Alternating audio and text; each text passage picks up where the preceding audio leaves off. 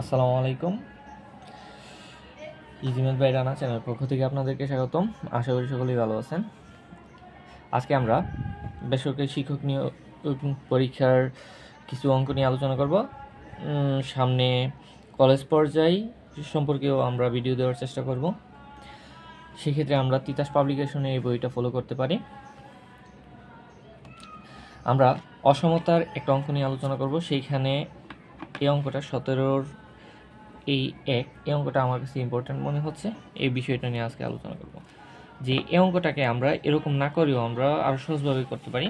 সেটাকে আমরা এরকমভাবে করতে পারি যে দেওয়া আছে যদি A B C greater than 0 হয় তবে দেখাও যে B plus C by A plus C plus A by B plus A plus B by C greater than equal যদি 6 হয়, এটা প্রমাণ করার জন্য তাহলে এইটাকে আমরা এস ধরে নিতে পারি। S is equal to B plus C by A plus C plus A by B plus A plus B by C. এইটাকে আমরা বলতে পারি এস ইজ ইকুয়াল টু বাইঙ্গা লিখলাম প্রত্যেকটারে আলাদা আলাদা করে দেওয়ার জন্য। এটাকে করার কারণটাই হচ্ছে আমাদের এইখানে রাশি আছে হচ্ছে 3টা। আমাদেরকে যেহেতু অসমতার মাধ্যমে দেখাতে হবে, অর্থাৎ যোগবোধক এবং গুণবোধক যেই এই সংখ্যাগুলো এভাবেই তো আমরা করব। সেই ক্ষেত্রে এইখানে 3টা সংখ্যাকে আমরা 6 আকারে প্রকাশ করার জন্য এটাকে আমরা এরকম বাইঙ্গা লিখতে পারি। প্রত্যেকটাতে যেহেতু 2টা করে আছে, 3টার ক্ষেত্রে আমরা 6টা সংখ্যা অবশ্যই পাবো।